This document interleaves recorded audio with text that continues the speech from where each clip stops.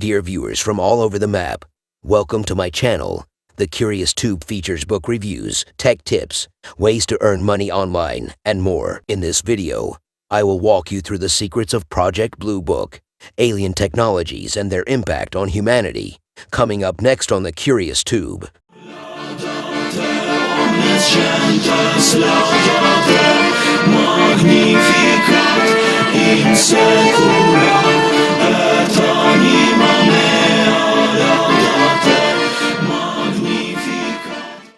Project Blue Book. The United States Air Force retired to the custody of the National Archives its records on Project Blue Book relating to the investigations of unidentified flying objects. Project Blue Book has been declassified and the records are available for examination in our research room. The project closed in 1969 and we have no information on sightings after that date. The National Archives has received numerous inquiries concerning documents identified as MJ-12 and briefing document, Operation Majestic 12. We have made extensive searches among the records in our custody of the U.S. Air Force and the Joint Chiefs of Staff to identify these documents. The Truman and Eisenhower libraries have also searched their holdings for any references to, or copies of, the documents. In addition, the records of the National Security Council for the Truman and Eisenhower administrations are in the custody of the National Archives. Searches were made of the indexes to the NSC's policy paper and meeting minute files under the subjects MJ-12, Majestic, Unidentified Flying Objects, UFO, Flying Saucers, Extraterrestrial Biological Entities, and Aquarius. These searches were all negative with the exception of a memorandum for General Twining from Robert Cutler, Special Assistant to the President, Subject, NCS, MJ-12 Special Strategies Project dated July 14, 1954. The memorandum, one page, refers to a briefing to take place on July 16. The memorandum does not identify MJ-12 or the purpose of the briefing. Aurora Project. Aurora was a rumored mid-1980s American reconnaissance aircraft. There is no substantial evidence that it was ever built or flown and it has been termed a myth. The U.S.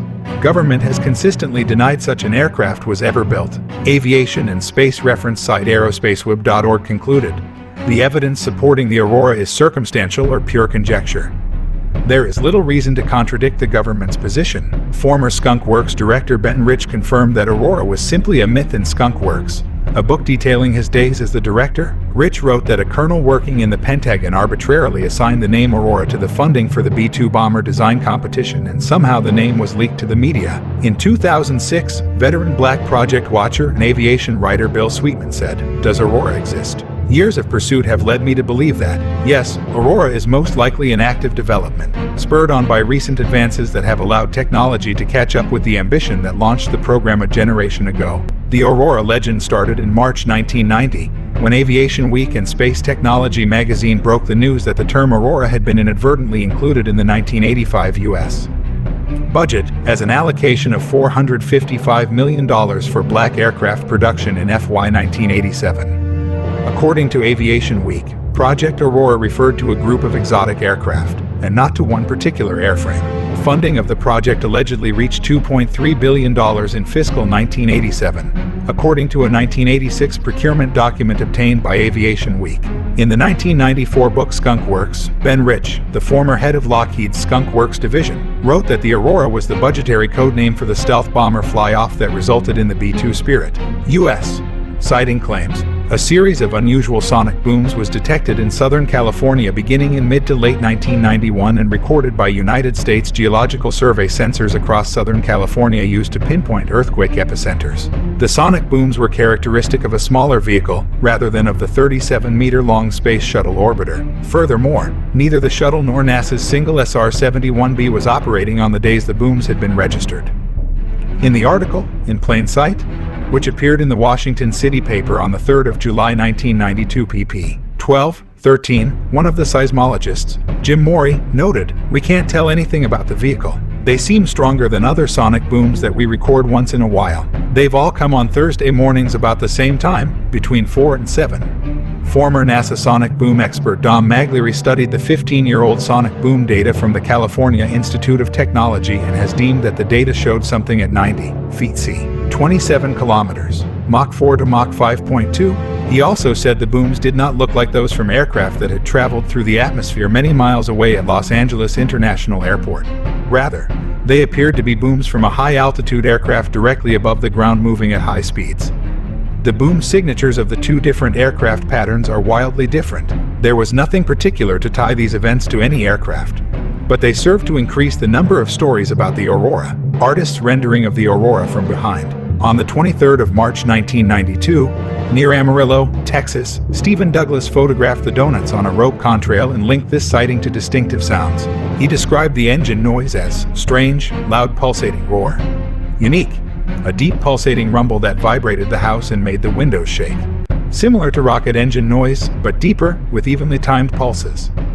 In addition to providing the first photographs of the distinctive contrail previously reported by many, the significance of this sighting was enhanced by Douglas reports of intercepts of radio transmissions. Air-to-air communications were between an AWACS aircraft with the call sign Dragnet 51 from Tinker IFB, Oklahoma, and two unknown aircraft using the call signs Darkstar November and Darkstar Mike. Messages consisted of phonetically transmitted alphanumerics. It is not known whether this radio traffic had any association with the pulsar that had just flown over Amarillo. A month later, radio enthusiasts in California monitoring Edwards IFB radar heard early morning radio transmissions between Joshua and a high-flying aircraft using the callsign Gaspipe. You're at 67 feet, 81 miles out was heard, followed by 70 miles out now, 36 feet above glide slope. As in the past, nothing linked these observations to any particular aircraft or program, but the attribution to the aurora helped expand the legend.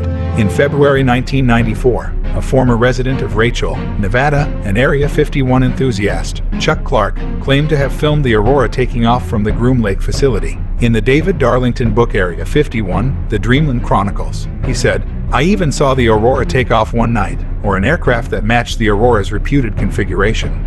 A sharp delta with twin tails about 130 feet long. It taxied out of a lighted hangar at 2:30 a.m. and used a lot of runway to take off. It had one red light on top, but the minute the wheels left the runway, the light went off and that was the last I saw of it. I didn't hear it because the wind was blowing from behind me toward the base." I asked when this had taken place. February 1994. Obviously, they didn't think anybody was out there. It was 30 below zero, probably 90 below with the wind chill factor. I had hiked into Whitesides from a different, harder way than usual, and stayed there 2 or 3 days among the rocks, under a camouflage tarp with 6 layers of clothes on. I had an insulated face mask and 2 sleeping bags, so I didn't present a heat signature. I videotaped the aircraft through a telescope with a 500mm f4 lens coupled via a C-ring to a high-8 digital video camera with 520 scan lines of resolution, which is better than TV. The author then asked, "Where's the tape?" "Locked away. That's a legitimate spy plane. My purpose is not to give away legitimate national defense. When they get ready to unveil it, I'll probably release the tape." Thanks for watching. Give this video a thumbs up if you want to see more videos from this channel. If you knew of any useful information on this topic, let me know in the comments below.